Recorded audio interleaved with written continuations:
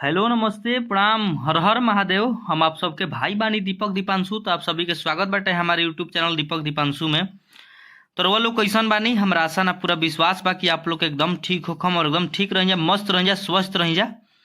तो भैया आज हम वो सब खातिर लेकर के आइल बानी बहुत एगो जबरदस्त गाना बाटे, चैता के गाना हो जौन कि गाना के जवाब नहीं है, बहुत एकदम लगन ऑर्केस्ट्रा में बाजे वाला ये एकदम चैता गाना बा। तो हमरा आशा ना पूरा विश्वास बा कि ई गाना ई मैटर आप सबके बहुत ही बेहद पसंद आई, आप सबके अच्छा लगी। आप सबके अपन प्यार और आशीर्वाद, प्यार दुलार अपने भाई दीपक दीपांशु को और इस चैनल के ढेर सारा मिली।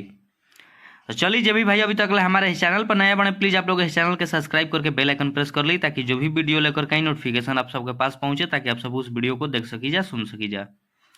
और जे भी भाई के हमरा से पर्सनल गाना लिखवावे को की या म्यूजिक बनवावे को के, कंपोज करवावे को के, तो भाई हमारे नंबर पर संपर्क कर सकता है। हमारे नंबर सभी जगह मिल जाए। तो चलिए वो सबका तर्ज बता दी कि गेहूं काटता लगन स्पेशल चैता गाना बा 2025। एकदम बहुत एकदम प्यारा सा गाना बा, बहुत एकदम जबरदस्त मैटर बाटे। तो चलिए वो सबके ज़्यादा देर ना करते हम मुखड़ा के डमी करके भी सुनावत नहीं। जहाँ 2 बार बा जा 2 बार गावे के बा। कि केहू तोरी काटता, केहू तीसी काटता,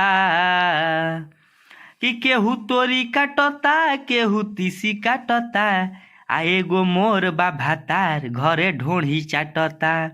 तो कोरस बा कि एगो इनी कर भातार घरे ढोढ़ी चाटता, कि इहो पी पी के फ्रूटी खाली रोटी काटता, तो एगो मोर बा भातार घरे ढोढ़ी चाटता।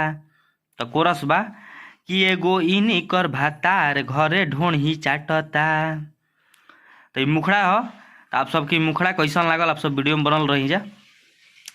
तो आप सबकी मुखड़ा कैसन लागल आप सब कमेंट करके जरूर बताइए। अच्छा लगी तो ये गाना के वीडियो का आप लोग ज़्यादा से ज़्यादा लाइक शेयर जरूर करब जा अपने दोस्त साथी मित्र के पास, जे भी भाई भोजपुरी से जुड़ल हुई हैं। और जे भी भाई के हमारा से पर्सनल गाना लिखवावे को कि म्यूजिक बनवावे को कि भाई हमारे नंबर पर संपर्क कर सकता है। चलिए, तो नेक्स्ट सॉन्ग के लिए टाटा बाय बाय। जय हिंद, जय भारत, जय हो भोजपुरिया समाज, जय हो माँ सरस्वती।